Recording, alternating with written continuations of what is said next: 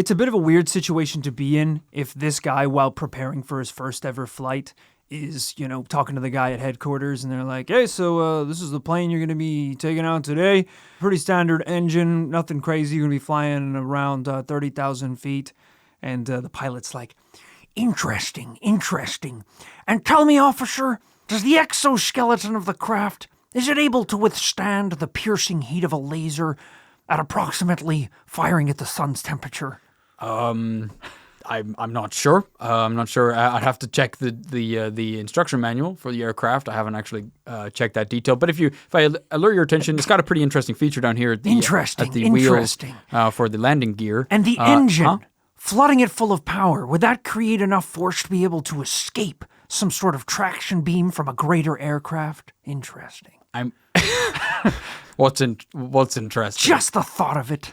The sheer thought of it. Sure, Interesting. I guess it is. I haven't actually come across an aircraft with what do you say, a tractor beam?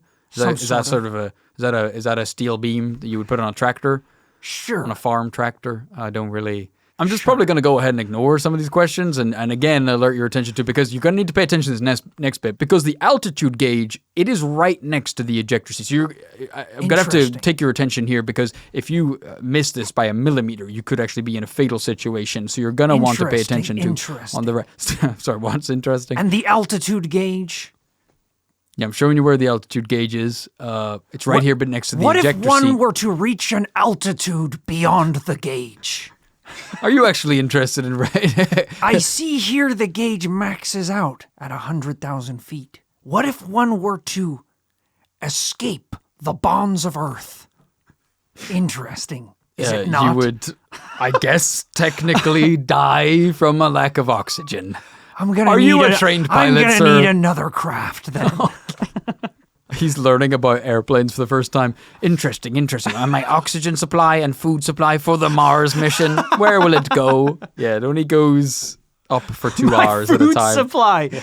It's like, you're going to be up there for 25 minutes. Yeah. If you need food, eat now. Yeah. You could, I guess, take a peanut butter sandwich in the cockpit.